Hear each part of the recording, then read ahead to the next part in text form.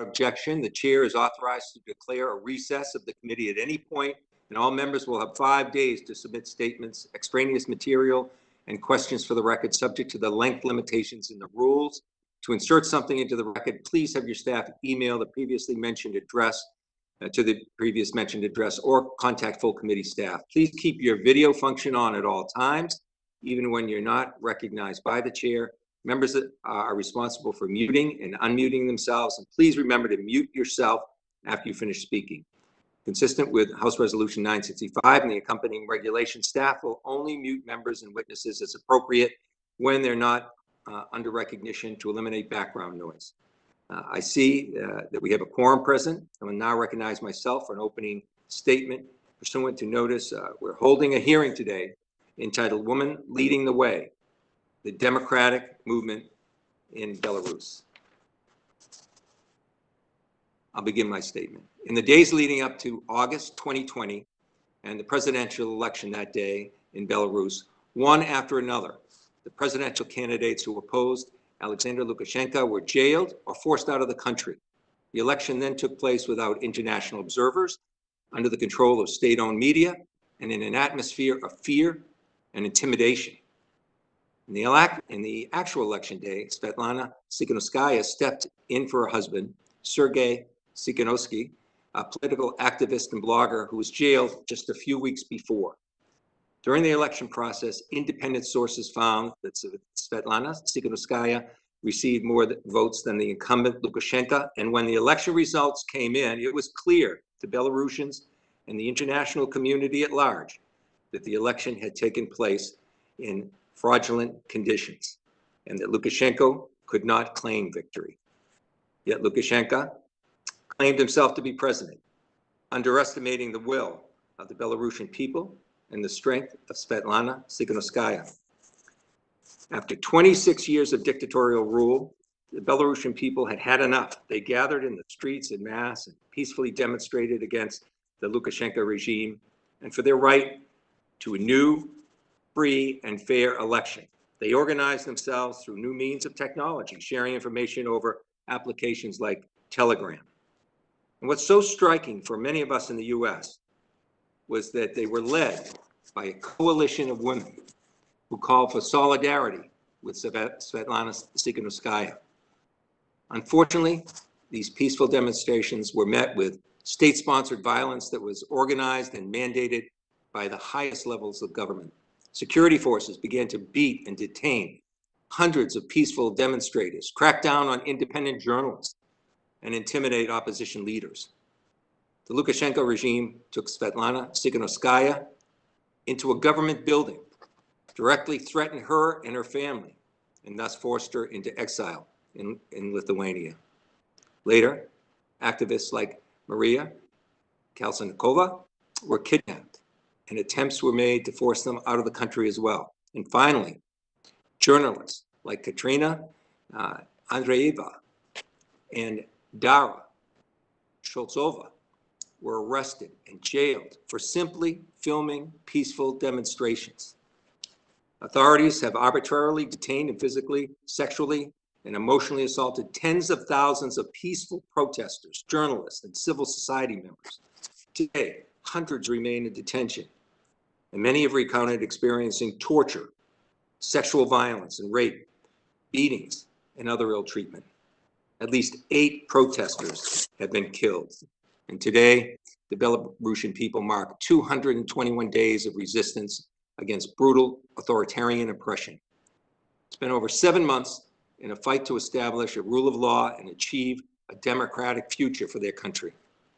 We in Congress must stand with the people of Belarus as they push for democracy. We must recognize the sacrifices made daily by peaceful protesters who take the streets knowing full well that they'll face harassment, intimidation, unlawful detention, or worse. And we must salute the courage of the women of Belarus, who, in a highly patriarchal society, have shown strength, determination, and leadership, standing at the center of organizations like Coordination Council in an attempt to establish a dialogue with the Lukashenko regime and initiate new, free, and fair elections. Our expert witness today knows all too well the challenges posed by autocratic regimes who benefit from corruption and whose close friends and allies only support repressive tactics. Yet the continuous fight for democracy around the world is real and can take different forms. We've watched some countries, such as those in Central Europe, who have fallen into the trap that is democratic backsliding and illiberalism. We've watched as authoritarian states have used the pandemic to gather even greater control over their citizens, such as the recent arrest of almost 200 opposition leaders in Moscow. And we here in Washington have had to confront the fragile nature of our own democracy, as just months ago, violent armed insurrectionists stormed the U.S. Capitol in an attempt to halt the democratic process for a free and fair election. In times marked by challenges to democracy at home and abroad, one democracy must lend its hand to another. Help from democratic allies across borders and oceans can ensure that societies seeking to establish democracy, often in the face of anti-democratic threats, can prevail. A network of support and the ability to communicate with that network is a necessary component to democratic strength. That's why we, the transatlantic community and the United States Congress, must stand in unity and support the democratic movement in Belarus and all those who fight to establish or protect their democracy abroad. That's why last September, I held a hearing before the Subcommittee on the Democratic Awakening in Belarus. That hearing included firsthand accounts of images of violence inflicted upon the Belarusian people by security forces. We've introduced resolutions condemning the human rights abuses by Lukashenko and praising the bravery of the Belarusian citizens.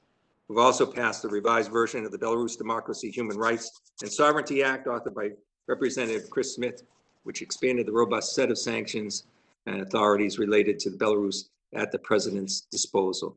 Yet while we've taken these steps forward, it's the peaceful protesters on the ground in Belarus and the Belarusian diaspora around the world, from Vilnius to Cape Cod, that continues to drive movements and democracy forward and to keep this fight for democracy in Belarus alive.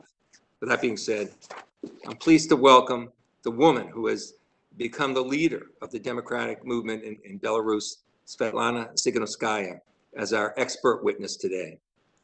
She didn't plan to run for president. However, as she has said, she's shown up for her people because her people showed up for her. Her steadfast courage, dedication, and tenacity is remarkable, and I look forward to our discussion. I now turn to the ranking member for his remarks. Mr. Fitzpatrick. Good morning, and thank you, Chairman Keating. And today we gather to recognize the bravery of our witness, Sviatlana Tsikhanouskaya, and her inspiring campaign to promote democratic aspirations of the people of Belarus. You and the historic peaceful protesters have stared down overwhelming odds and lit a fire to a renewed democrat spirit in Belarus. And this movement is now shining a light on the authoritarian shadow that has covered the citizens of Belarus during Alexander Lukashenko's rule. I'd also like to acknowledge the Coordination Council, its members, and all of the Belarusian citizens engaging in the noble pursuit of a free and democratic society. And it's worth noting, as we recognize International Women's Month, that exceptionally brave and daring women are leading this democratic revolution in Belarus. This Tsikhanouskaya and thousands of women like her have proven to their country and the rest of the world that the future is in their able hands. These freedom fighters are not seeking unreasonable terms. They seek legal due process, they seek freedom of expression and information, and they seek freedom from the harassment of an oppressive state, and they seek freedom to chart their own future. Following the August 9th election, the people of Belarus wanted their voices heard in response to the dictatorial actions of Lukashenko. In response to these citizens' peaceful protests, Lukashenko's security forces responded with excessive force, the use of chemical riot dispersion methods and measures, and detained citizens completely without cause. Plainclothes police officers have engaged in increasingly aggressive and violent crackdowns of those who are peacefully protesting the election results and its resulting movement. International monitors estimate that more than 32,000 Belarusians have been temporarily detained and imprisoned for nearly 300 political prisoners remain behind bars as of this hearing this morning. According to a report by the European Parliament, last year, at least 10 demonstrators have been killed by government forces or died while in custody under suspicious circumstances. A harrowing account of our witness described the situation of jail protesters that, quote, have been rounded up and housed like cattle in tiny overcrowded jail cells without access to water, sanitation, or any normal sleeping positions. Going on to say that torture is now commonplace. Lukashenko has smothered free speech in Belarus and manipulated the media to suppress the surge in his opposition to conceal the violent tactics of his oppression. Russian propagandists were flown in to work for state-run TV in Belarus. Meanwhile, independent journalists have faced intimidation and imprisonment. Vocal critics of the regime faced trumped-up charges and are imprisoned for speaking truth to power.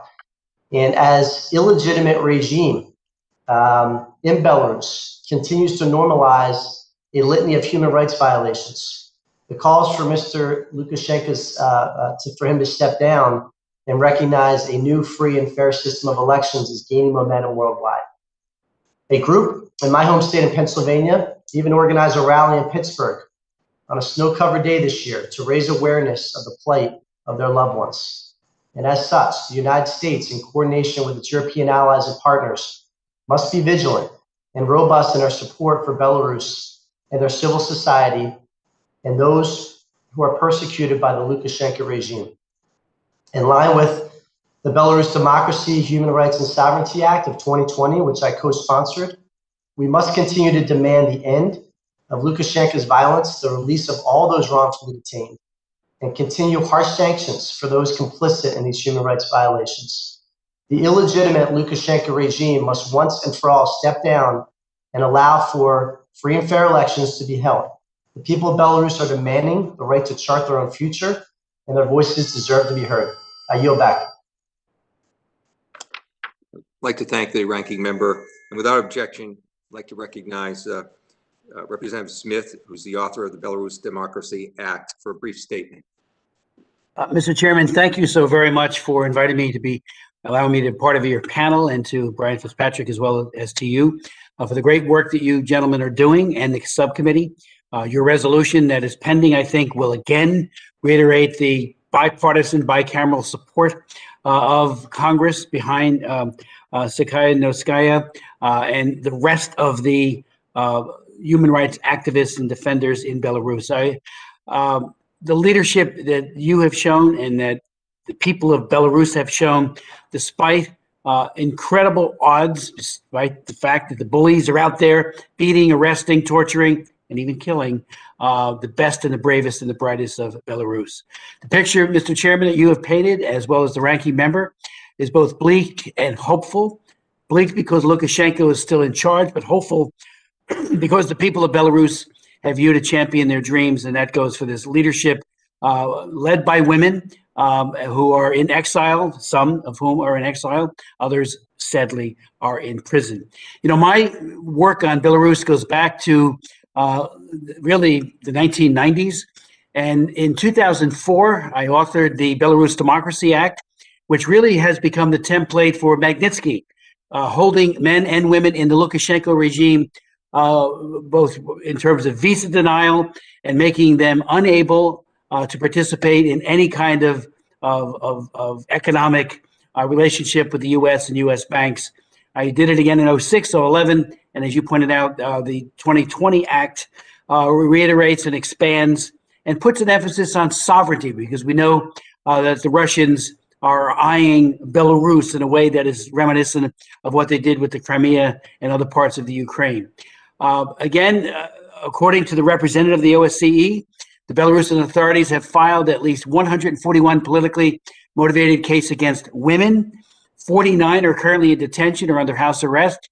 Another 75 are suspects in politically motivated criminal cases, and thousands of other women have fled Belarus in fear for their safety. Despite all of this, the image of Belarusian women in white has become iconic representing the hopes of all Belarusians for a better future. Again, thank you for this timely hearing. And again, it gives us all an opportunity to say we are in solidarity with these incredibly brave women and men.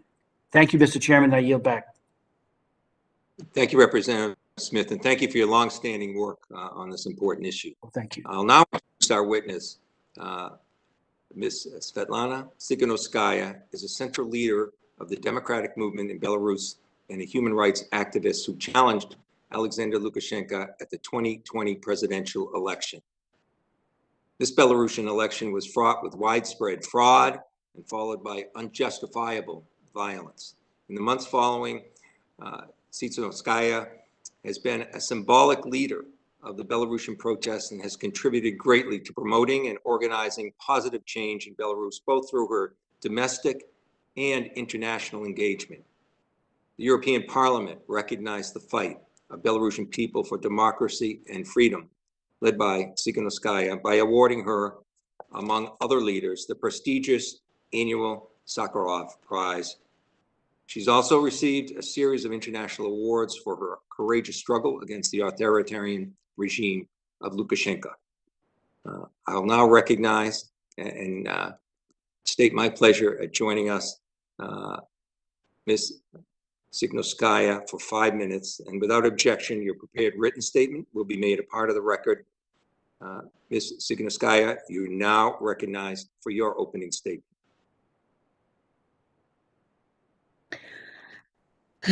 Good morning, everyone.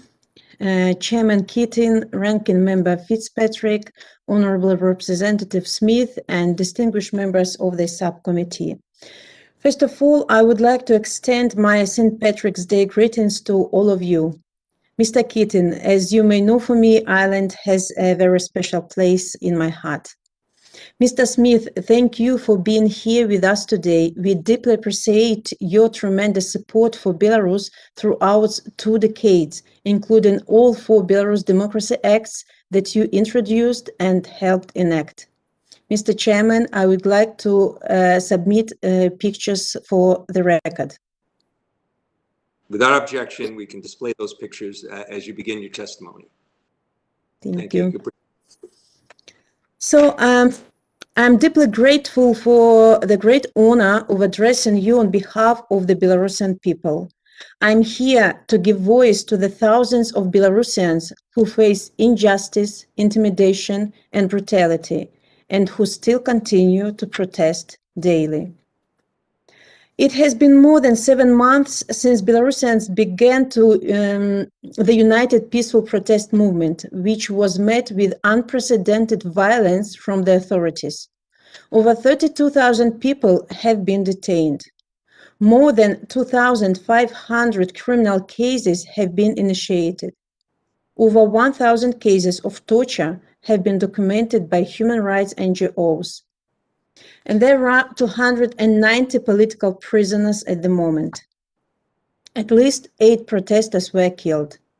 Not a single government official has been held accountable for the brutality, repression, torture, and murder. Amidst the injustice, the brave women of Belarus became a symbol of hope and resilience for our country. 73-year-old Nina Baghinskaya has been protesting against the regime since the 1990s, despite the detentions by police and raids on her house. Miss Belarus 2008 Volga Khizhenkova and basketball star Elena Levchenko spent 42 days and 15 days respectively in detention in unsanitary and humiliation conditions for peacefully protesting. Women wearing white dresses and carrying flowers formed the first human chains as a shield for male protesters. Their desire to protect was stronger than their fear of being detained and tortured. Yet, they could not protect everyone. On 10th August, Alexander Raikovsky fell the first victim of police brutality. He was shot point blank by a police squad in Minsk. 2 female journalists, Daria Chiltsova and Katerina Andreeva, were sentenced to 2 years in prison for doing their job. live streaming a vigil for the peaceful protester Roman Bondarenko, who was murdered by the regime cronies in his own backyard for protecting our national symbols. Those stories illustrate that we are dealing with a human rights crisis of unprecedented proportions for Belarus that keeps worsening day by day. But the people still persist. Our workers united in strike committees. Our doctors and professors stood up for their colleagues who were fired for their political views. Our professional athletes raised awareness all over the world. Principal police officers and investigators resigned. Neighborhood communities have become the place of growth for a grassroots movement. Yet, all of this is not enough. Lukashenko still has the resources to retain power. So the United States should insist on stopping the violence, releasing the political prisoners, restoring the rule of law, and launching a genuine dialogue between the legitimate representatives of Belarusians and the regime. At the same time, it's not words, but actions that matter. We call on the US to impose sanctions against state-owned enterprises, the judiciary, and oligarchs. Sanctions are one of the most effective measures. We call on the US to use its diplomacy to isolate Lukashenko by curbing international agreements and commerce between the Lukashenko regime and other countries. We call on the US to help with international mediation through the OSCE. We call on the United States Congress to consider increasing the support for the pressing needs of Belarusians. People of Belarus require support, especially the civil society, the human rights defenders, the independent media, and the businesses. All of them have been repressed by the regime. As the European Union has drafted a comprehensive plan to support Belarus during the transition and after free and fair elections, we call on the US Congress to join this work in order to start developing a joint Marshall Plan for Belarus. I'm bound by the will of the majority of Belarusians to make this happen, and I call on the United States of America to join me on this mission. My nation is facing humanitarian crisis. People are suffering and dying right now. Belarusians need you as never before. Thank you. Thank you very much for that very moving and very important testimony. I'll now recognize members for 5 minutes each and pursuant to House rules. All time yielded is for the purpose of questioning our witnesses. Because of the virtual format of the hearing, I'll recognize members by committee seniority, alternating between Democrats and Republicans. And if you missed your turn, please let our staff know and we'll circle back to you. If you seek recognition, you must unmute your microphones and address the chair verbally. I would just ask, is Representative Series still with us? I know he had to leave. I was going to yield my time to him. Evidently, he's had to leave. So I'll start by recognizing myself. The role of women in the movement for a democratic and free Belarus is really the theme of what we're talking about in terms of the democratic movement that's there. And this is unique in that respect, and it's effective and it's important, and it's really captured the attention of the world.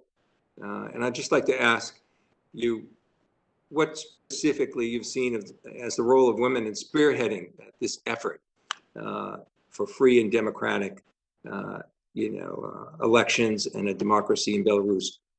What can you tell us in more detail about that specific role of women?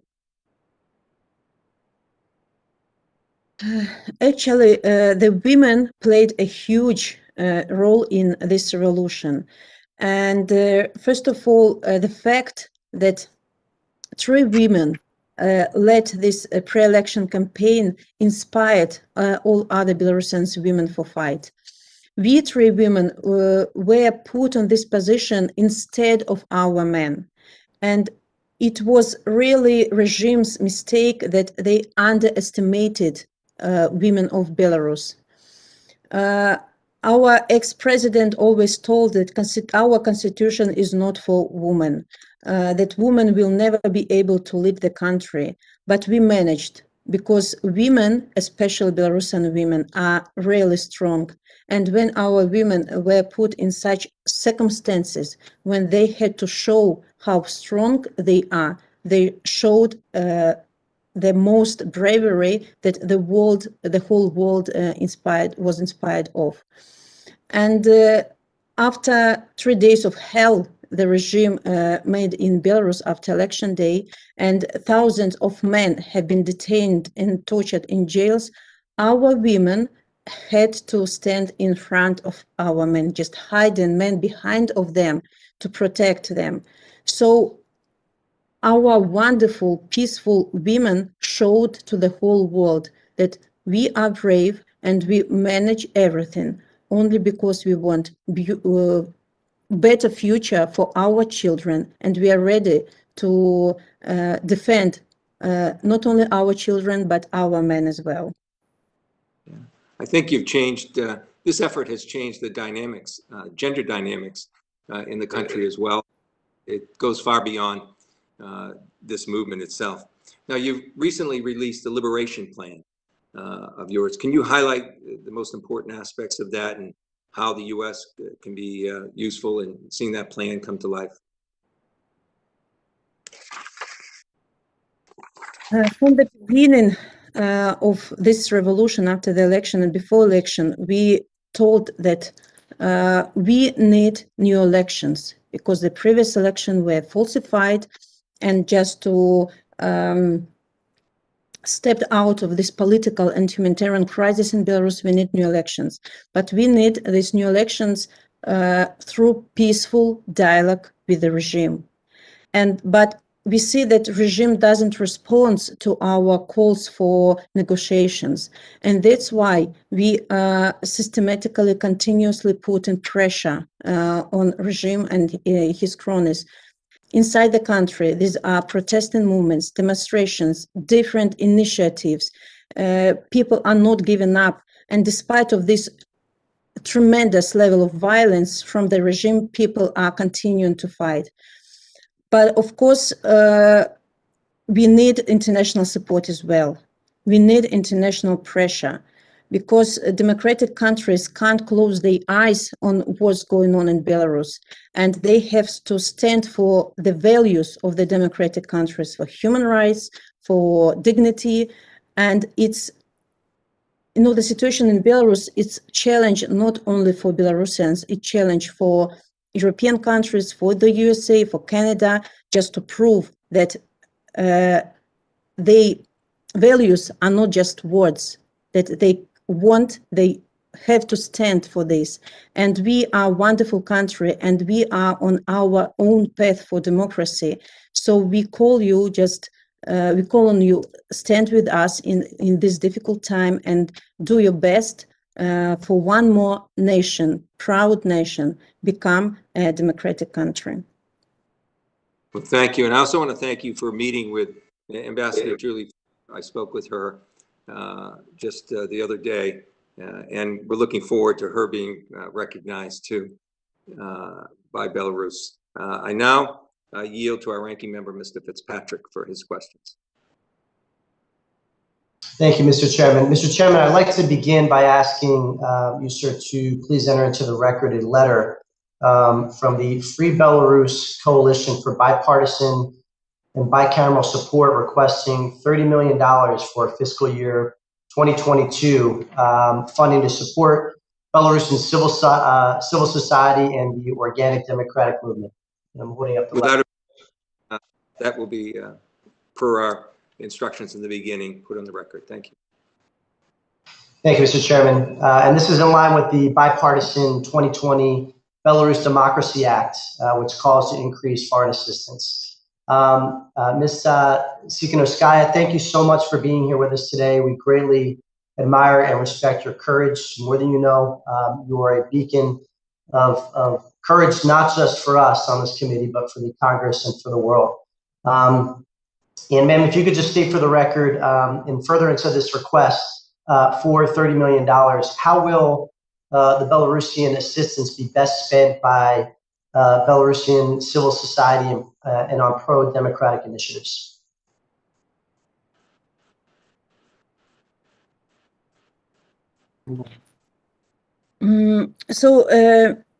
First of all, I have to say that your help is very extremely essential in our case.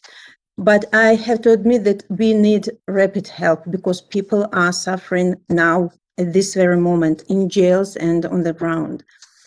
And so through Belarus Democracy Act, Congress can increase and appropriate more funding to organizations working in Belarus. For example, just to traditional and emerging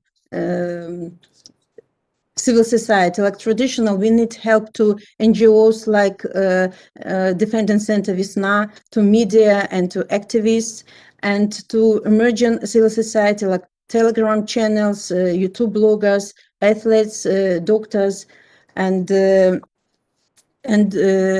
you also can increase budgets for Belarus of American organizations such as USAID, for example, but again, I have to repeat that this is urgent help, just to keep civil society resistance. We need to help them now. Thank you, Svetlana, and to all of my colleagues on the committee, I urge strong bipartisan support for this funding request. Mr. Chairman, I yield back. I'd like to thank the ranking member, and the chair now recognize Vice Chair of the committee, Ms. Spanberger. Thank you very much. And thank you for being with us here today, Ms. Tsikhanouskaya. You've demonstrated immense bravery and selflessness over the past year and a true commitment to the people and the future of Belarus. Thank you. And I know that those standing up for democratic principles and human rights around the world appreciate your tremendous work and certainly your willingness to be a witness here today. After your husband's candidacy for the election in August was denied, you took on the role and ran against Lukashenko. How has your own vision of your future and leadership evolved since August? And frankly, did you ever see yourself taking on such a prominent role?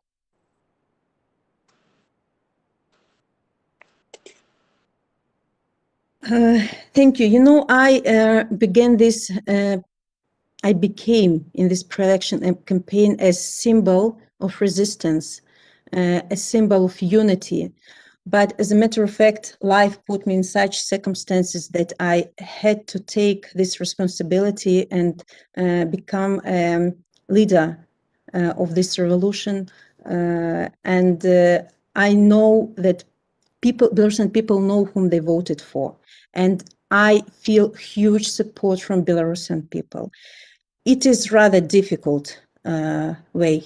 I always put in difficult circumstances. I feel huge pressure from propaganda. And I know that all the Belarusian people are feeling tremendous pressure on the ground.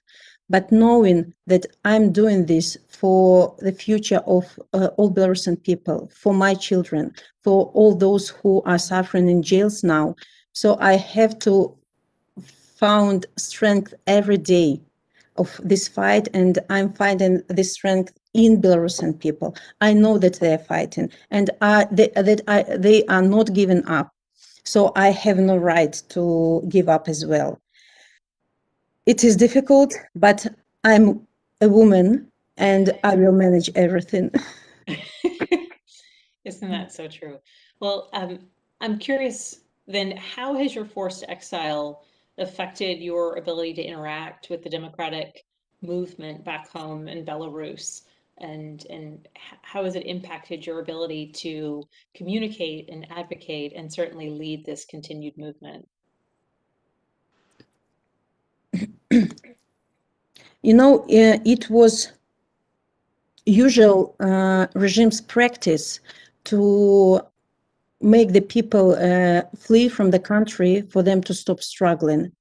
The same happened to me. I was sent out of the country, and I was supposed to stop, but I couldn't. I couldn't betray Belarusian people. And propaganda always say, oh, she lost this connection with Belarus, she's in exile, she doesn't understand everything, but it's not true. And thanks to internet, every day I have Zoom conferences and Zoom meeting with all the groups in Belarus. I have meetings with doctors, with students, workers, striking committees, neighborhoods. Every day I have to feel people. I have to look into their eyes. I have to inspire them, and they inspire me back. So for sure, I'm not losing this connection. I feel that like I'm there on the ground through this connection. But of course, knowing that I will be jailed as soon as I pass the border, I'm sure that here, even if in exile, I can do much, much more for Belarusian people for the sake of my country. So I have to stay here and struggle together with Belarusian people.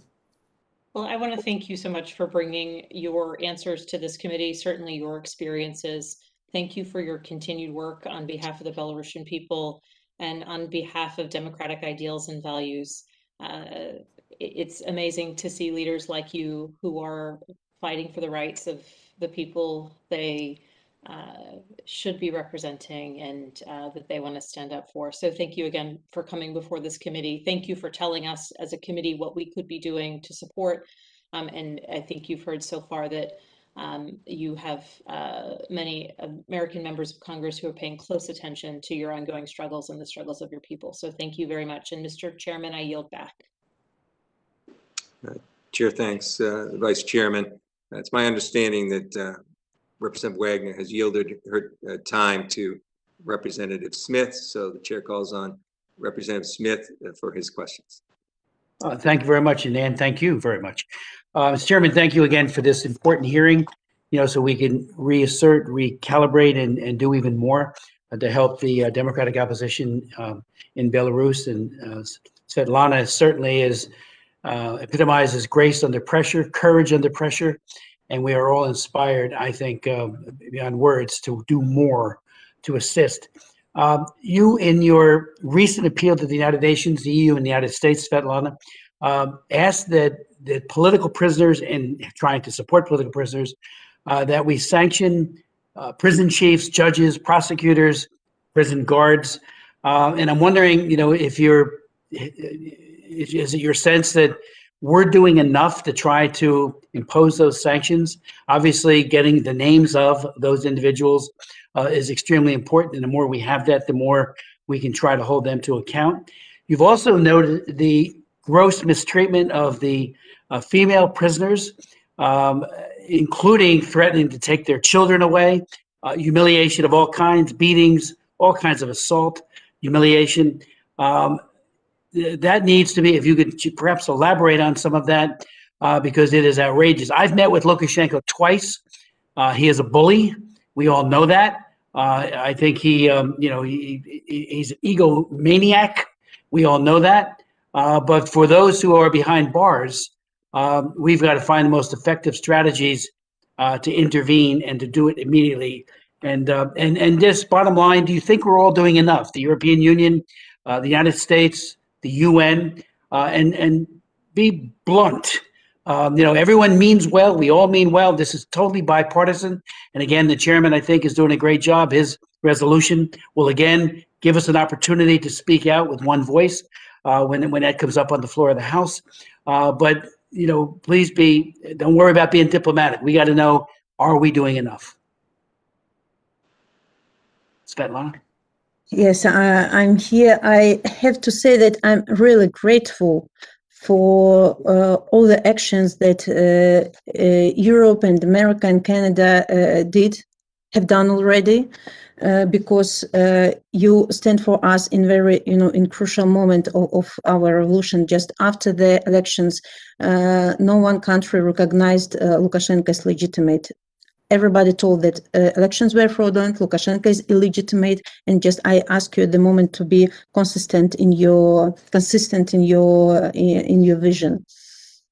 And I understand that you had done a lot, and you impose sanctions on individual sanctions, but you know what is going on in Belarus, it's my personal and Belarusians' pain. And of course, we just to stop this level of violence, just to start negotiations, to start dialogue, we need more pressure on Lukashenko's regime.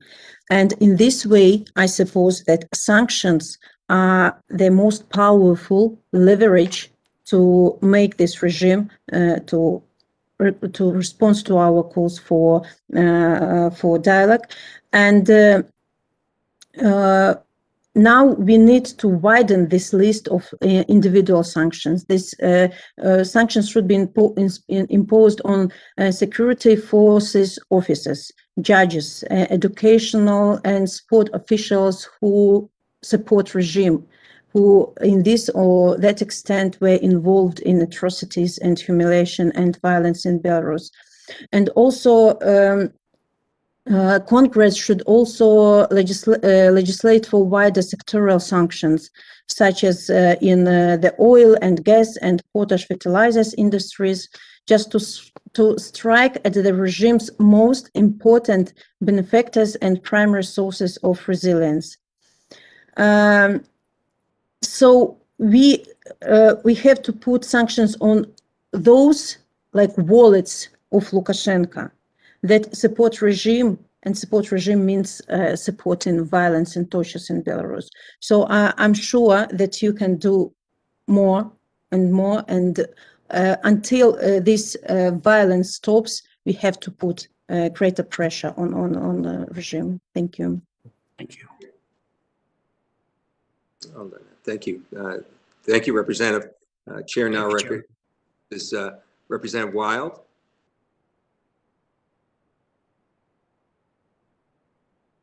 Thank you, Mr. Chairman. Sorry for the delay in getting my mute off. I appreciate it.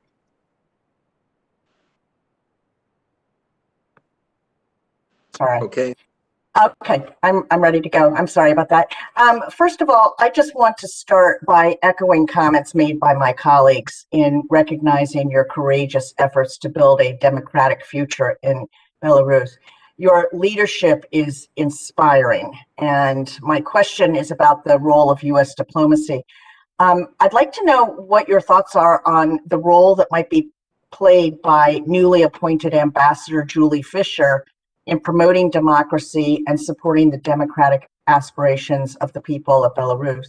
And as she engages with a regime that does not have popular legitimacy, what message would you like our ambassador to convey?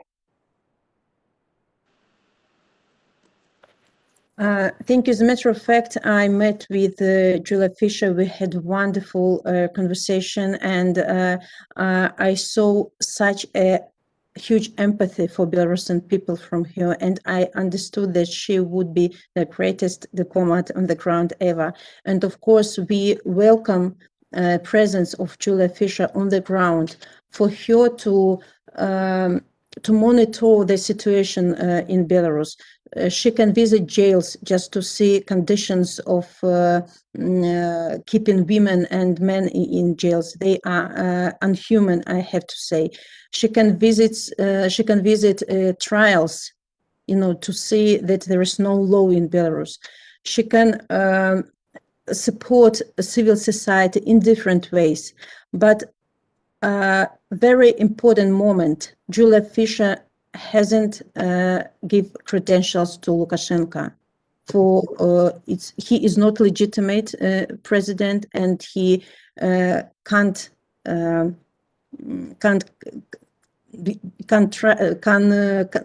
be considered as a person whom credentials can be given to. So I'm sure it can be done. You know, I mean, she can stay there as diplomat without doing this doing this action.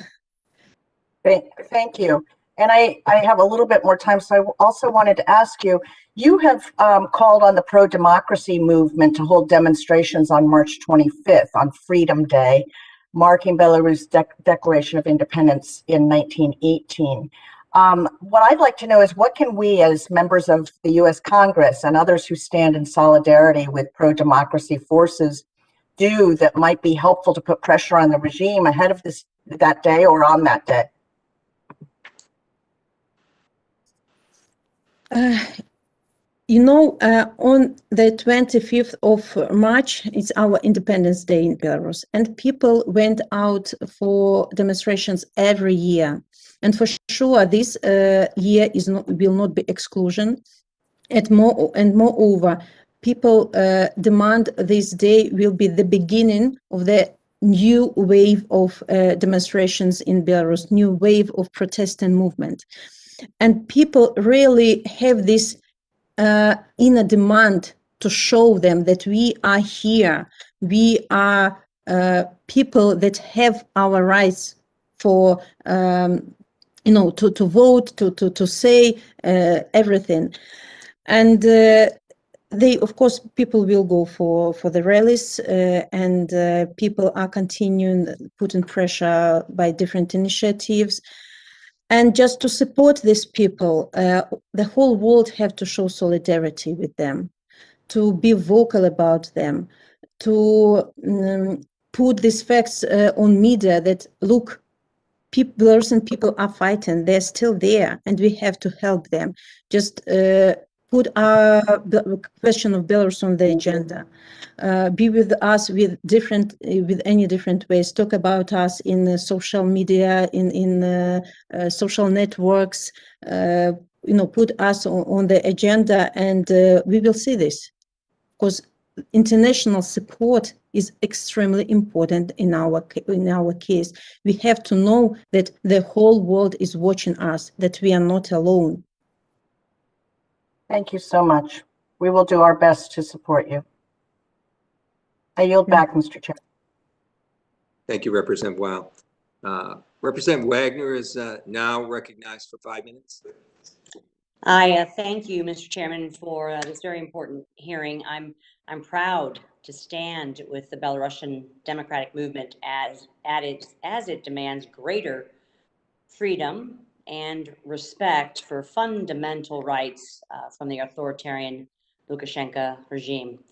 I want to thank our witness, Ms. Tsikhanouskaya, for her courage and tireless work for the people of Belarus.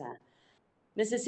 Sigunaskaya, you wrote last year that access to information is the strongest weapon the opposition has, and I could not agree more. Truth is the potent threat to authoritarianism, and shedding light on the abuses perpetrated by the Lukashenko regime advances democracy and liberty for Belarusians.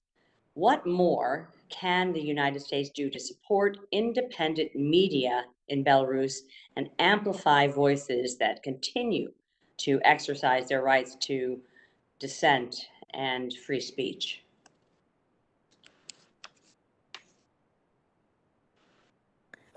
Thank you. Yes, you're absolutely right. Media is extremely important in our case, because only through media we can know what's going on in Belarus. You know that this regime has pressed almost all the independent media in Belarus. They can't work. Regime didn't accredit international media. They didn't allow international media to come to Belarus because he had a lot to hide. He had to hide his crimes, violence, and atrocities. And still, just to media survive in Belarus, they really need great support. And first of all, you can, at the moment, you can support different YouTubers that are on the ground and out of the country, show us the real situation in Belarus. You have to call to free imprisoned journalists who just have been detained for doing their job. And you can support Telegram channels that also show the real picture of the ground. And you can support Radio Free Europe on the ground. So that a lot can be done, really. And thank you for what you are doing already. Thank you. In the coming months, how will opposition's coordination council work to sustain the pro-democracy movement in Belarus? How is the Lukashenko government obstructing the council's mission, and how can the United States best pressure Lukashenko to end political persecution of council members specifically?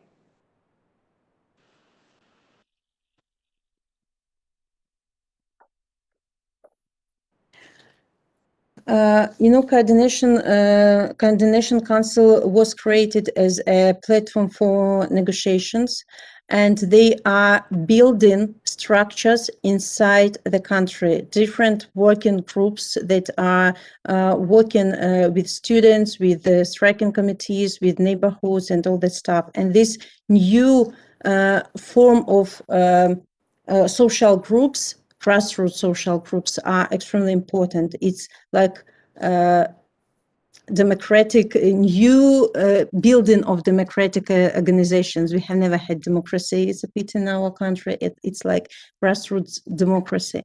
And every country can support these organizations, these grassroots organizations, like teaching them how to build this democracy, how to be involved in in these political competitions, I'd say. And we have to study everything. We have to study everything from the beginning, and you can assist us in this. Thank you very much. I understand that the Kremlin sent Russian propagandists to work at Belarusian state TV in support of the Lukashenko regime. Are these propagandists still actively working in Belarus, and are there efforts to shape the information domain in Belarus in Lukashenko's favor? Is it working? After that level of atrocities and violence after election day, most of journalists were fired from state TV, but they very soon were replaced by Russian journalists. And Russian journalists didn't feel that pain that Belarusian journalists felt, and they, of course, they could use this propaganda very widely to show me in a bad way, I'd say. And but now I know that these Russian journalists, they already went back to Russia, but still propaganda in Belarus is working very hard. They want to discredit me. They want to show that opposition is splitted, but it isn't so. And they put a lot of efforts to show that opposition died. And every day we show to the whole world that we are still here, that we are fighting. So we are fighting with propaganda as well. They can't do anything when opposition is united. Thank you. Well, thank you. Thank you, Ms. Tsikhanouskaya. We are grateful for your courage, and I have expired my time. Gratefully, Mr. Chairman, I yield back. Thank you. Chair recognizes Representative Deutsch for 5 minutes. Thank you, Mr. Chairman. Mr. Chairman, I want to really extend a deep debt of gratitude to you for holding this hearing today. There are a lot of things that our committee does, and they're all important. But what we're doing today in this hearing, and the message that we're sending to Lukashenko, the message that we're sending to the people of Belarus, the message that we're sending to the Kremlin and to the world that we are committed to helping to foster democracy, to standing on the side of those who want the ability to live in a democracy. That's as important as anything we'll do. And Ms. Tsikhanouskaya, there's no one who's done more in Belarus to help accomplish that than you. And I want to thank you for appearing before the committee. I want to thank you for your powerful testimony. We see in the work we do here the constant relentless threat that authoritarianism poses to democracies and to democratic values. And Belarus and the United States may not be neighbors, but the struggle in Belarus today is a generational challenge that we cannot afford to look away from. We have to lead. And as my colleagues have made clear, the United States Congress stands with the people of Belarus, and we support you as you work to withstand Russian aggression, create a freer, more democratic nation. So that the battle lines of the fight to protect democratic values and human rights transcend state boundaries and peoples. It's imperative that those who stand for democracy everywhere, including here in the United States, recognize one another as partners in this struggle. And not only am I an American invested in protecting my own country's democracy, I am also Ms. Tsikhanouskaya, the proud grandson of immigrants from two small towns in Belarus. And I thank you for your testimony today, and I thank you for your courage and for your determination. I want to ask you, we've spoken a lot, you've spoken powerfully about the pressure that Lukashenko must feel. Recently, Lukashenko talked about enacting constitutional reforms at a referendum next year and organizing new presidential elections sometime thereafter.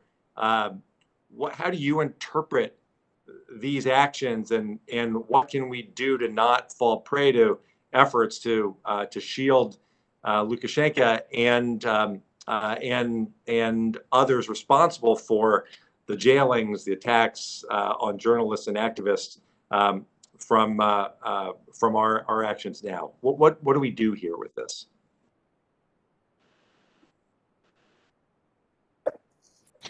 I have to say that when regime is weak, it starts to talk about a new constitution and referendum and all that stuff.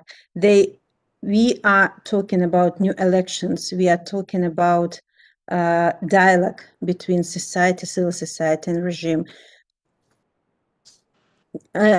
We need amending of constitution, but it's not the question now. The question now is solving a political and humanitarian crisis in Belarus.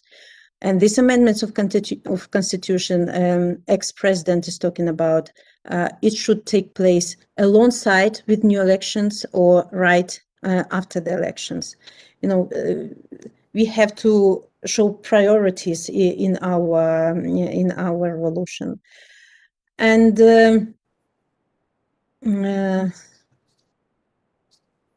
so as for journalists, again, I have to say that journalism is a very important factor in our revolution, and it is important to support them because they are lack of space, in the country.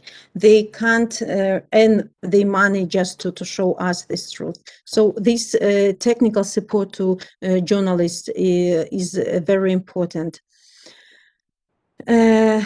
So what I missed?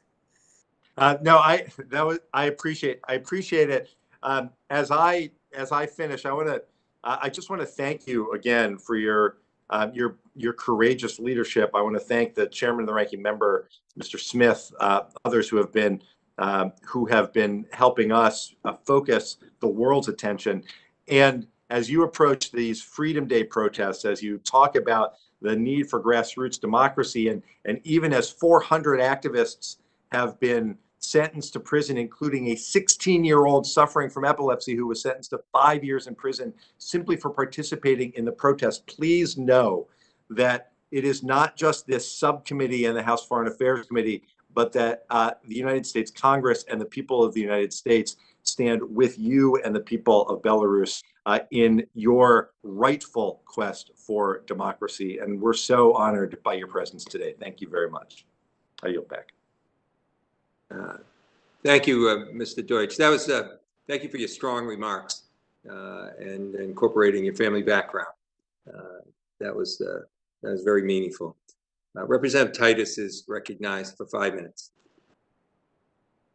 Thank you, Mr. Chairman, and thank you for setting up this amazing meeting. I can't imagine having a more inspiring witness than we have this morning. Thank you for your courage and for being here.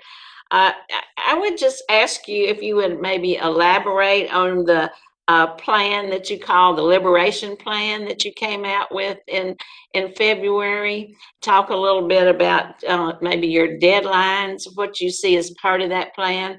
Will you be working with any NGOs or organizations like NDI, IRI to help you with that?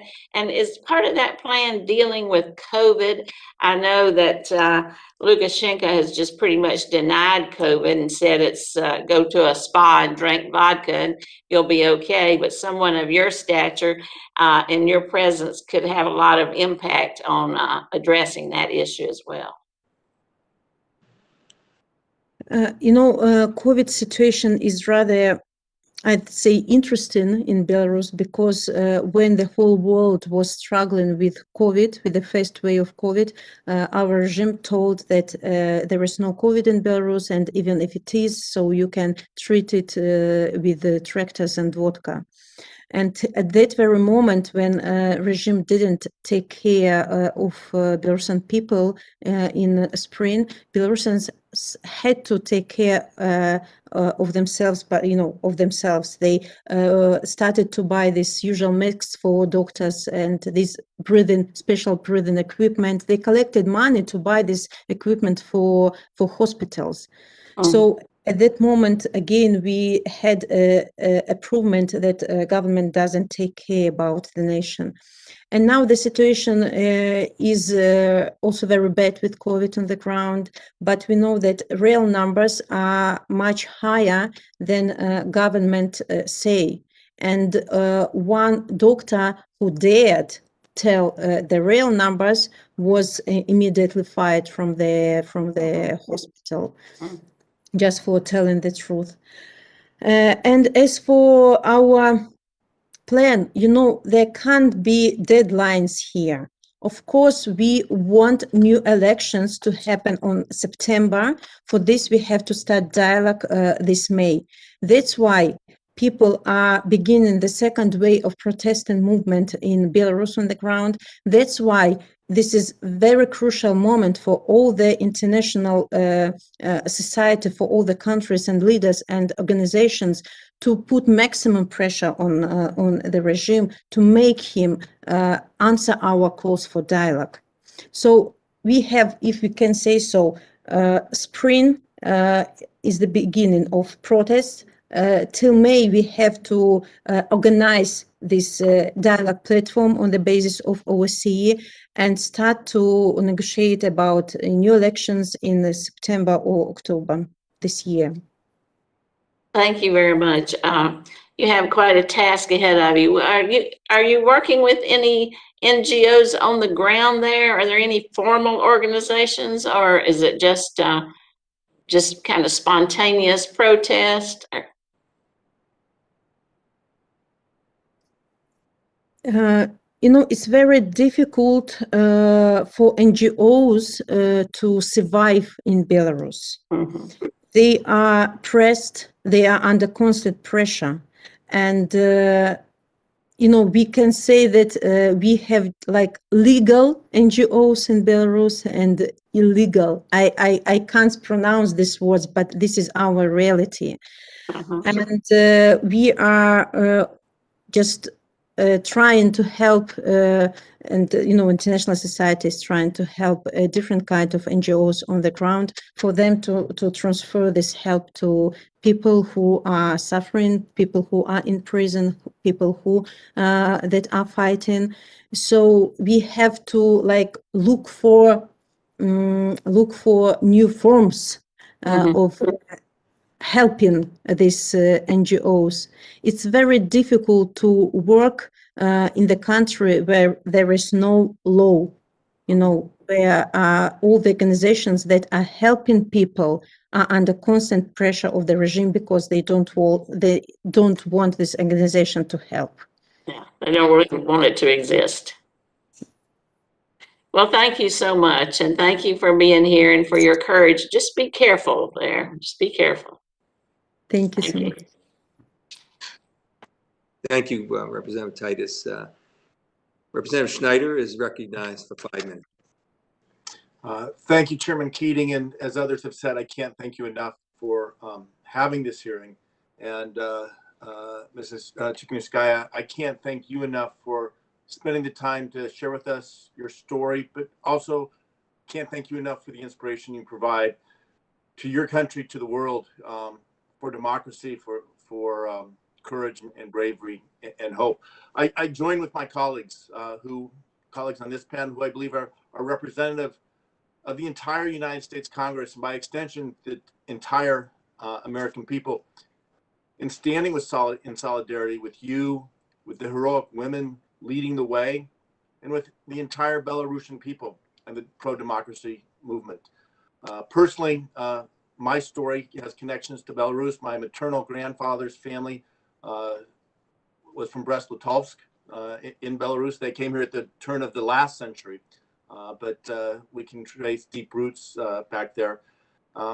I take personally extraordinary inspiration from the bravery and the defiance, the resiliency of the women of Belarus that we talked about today, and of the Belarus people as a whole. I have 3 questions we can touch on, but trying to get into specifics. I'll lay them out and then you can address them any way you want. But first, what can Congress do to best support you and the pro-democracy movement, to support your resolve, the resilience to stand strong throughout this crisis until we get to the end we all hope for?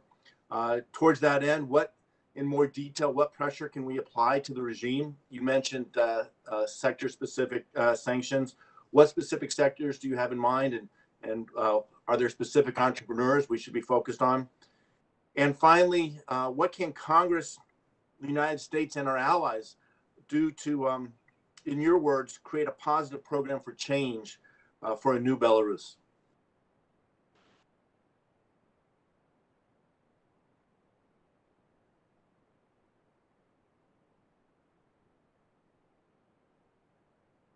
And I think I may have lost you. Yeah. Could we just pause for a moment and see if technically... I lost the button. Sorry. Yeah. Perhaps you could just summarize again quickly, if that's possible. Representative Schneider, could you just... I'm sorry, were you able to hear me, Ms. Tsikhanouskaya, or do I need to summarize? Yeah. I just, thank you, I'm sorry. How to support Belarusian people or Belarus at the moment, how to be with Belarusian people. So first of all, these 3 pillars. First of all is pressure on the regime. Sanction, putting political pressure, isolate regime of Lukashenko politically and economically and all this stuff. Secondly, it's support to civil society, media, workers, medics, any groups of people. And the third pillar is justice in our country. There is no law at the moment in Belarus. We have to look for justice in other countries. And many cases of investigation of crimes in Belarus have been started on the basis of universal jurisdiction in Lithuania, Poland, Czech Republic. So you can support this, support 3 pillars, or do something else you can. And secondly, you can support UN accountability mechanism for investigating crimes in Belarus. And And again, we from the USA, sectoral sanctions in such spheres as oil, gas, and potash fertilizer industries are very important. Just if you find any state organizations that are like wallets of Lukashenko, oligarchs that supporting this regime, supporting violence, and impose sanctions on them, it will be very, good, strong leverage on oppression for the regime. And as for future of Belarus, the only thing I want from the future of Belarus is that my children, new generation, feel safe on the ground, that they understand that person is the highest value for this country. That every person is responsible for building this new Belarus, and having paid such a huge price during this revolution for New Belarus, I'm sure that every Belarusians will do his or her best to stay united in the future and to do everything to come to democracy. Thank you. That's a phenomenal, inspiring answer. And know that we are with you. Know that we are cheering for your country, for your people. And with that, I yield back. Thank you, Representative. Representative Muser is recognized for 5 minutes. Representative Muser. Yes, thank you, Chairman. Thank you all for attending this hearing with us. Certainly some compelling testimony. Ms. Tsikhanouskaya, you wrote in the Washington Post op-ed last year that we will continue our boycott of the state apparatus. Many private businesses have stopped dealing with state-owned banks, or will do the same whenever possible. Business people should delay, refuse to pay, and refuse to buy products from state-owned factories. Can you describe how things have gone since making those statements, and has it been successful? Has it had some deteriorating factors? Maybe expand upon that a little bit, if you wouldn't mind, Miss.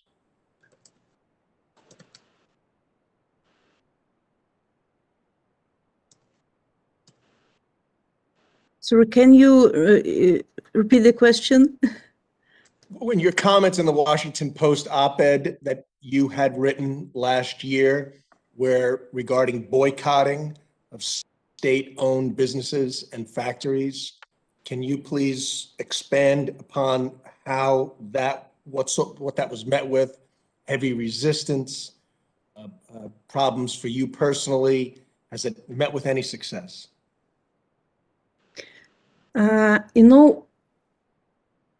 Many people say, not in Belarus, just in Europe, that sanctions can make people suffer on the ground because they will have lose their job or something. But people are already suffering. It's not my demand put on sanctions on state organizations. It's people's demand who are working in these organizations, and they. They are suffering at the moment. They are being fired. They are putting on pressure from the regime. They are,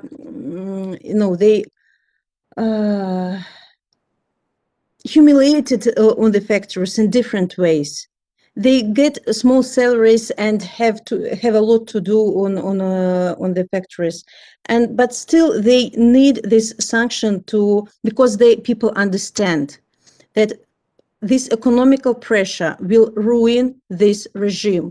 When regime doesn't have money to pay to the right police will refuse to save this regime. It's like it's like a circle.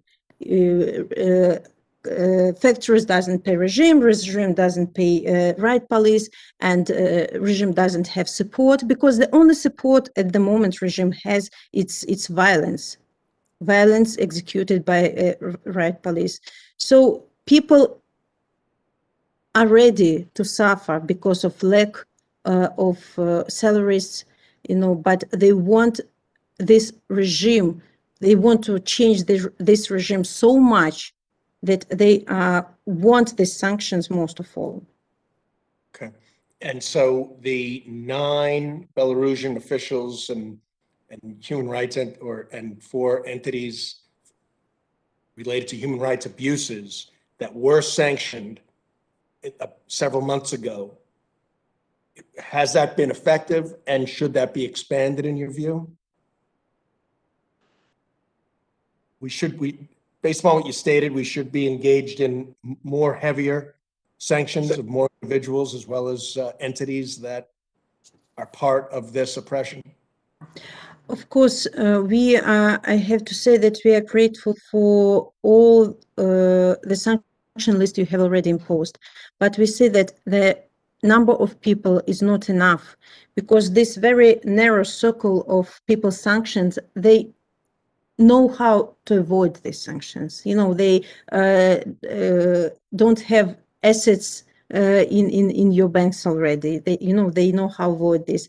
But those people, the judges, security forces officers, education and sport officials that support regime, they also have to be put on sanctions list, because next time, next officer, next judge will think twice before making new crime against a person or against demonstrators, peaceful demonstrators. A threaten of these sanctions is sometimes even more useful than than any other way of pressure on these people. For sure, sanction list has to be widened. Thank you very much. And Mr. Chairman, I yield back. I thank the gentleman for his comments, and just a couple of closing remarks of thanks. Ms. Sigunaskaya, this was an enormously moving hearing, an unusual hearing in that respect, and your participation and taking the time to talk with us in Congress is so important. And my colleagues, who I want to thank all of them. It's an abnormally busy day today for many reasons, and the participation was extraordinary for the subcommittee hearing. I would say this, that Ms. Sigunaskaya, you began the hearing with your remarks wishing us a happy St. Patrick's Day. And I want to think about the words of a very famous Irish poet, Seamus Heaney. And he remarked at one point, and it's a remark that's used quite often by our president, President Biden, when he said, they were talking about the period of troubles in Ireland that was so severe, he said that if we can winter this one out, we can summer anywhere. And I think winter has descended in terms of democracy right on Belarus. And the world knows that, and the US knows that. And we are going to weather this winter together, a winter of authoritarian rule, of violence, of intimidation. And we're going to work together with you, hopefully joining together as a diaspora as well as government officials. As you go forward with your IT platform strategy of victory, we'll be looking and perhaps helping to deal with those issues as you go forward. But I want to tell you, we will continue. The U.S. will fully implement the powers that it can implement for democracy in Belarus. We will work on a continuing basis to stop the violence there, to push for the release of political prisoners there, and to make sure that there's a genuine dialogue between the people of Belarus and forging ahead to a legitimate government where people can be represented. And just in your last few remarks, I think you summed up the goals of all of us in a free world, when you just said, what we want most is to pass a better world and a better country to our children. And importantly, you said every person has a responsibility. So I want to assure you that we view our responsibility as standing up for Belarus, for democracy, and you continue to inspire us every day. And the work and the effort that you've done, joined by so many courageous individuals, and the hallmark of them probably in this effort more than many others, of women being involved, is so important. So thank you so much for being here. We will continue to work with you to make sure that the people of Belarus can get through this winter. And then when that happens, we can all celebrate democracy all the time in the summer. So thank you so much. And with that, this hearing is adjourned. Thank you.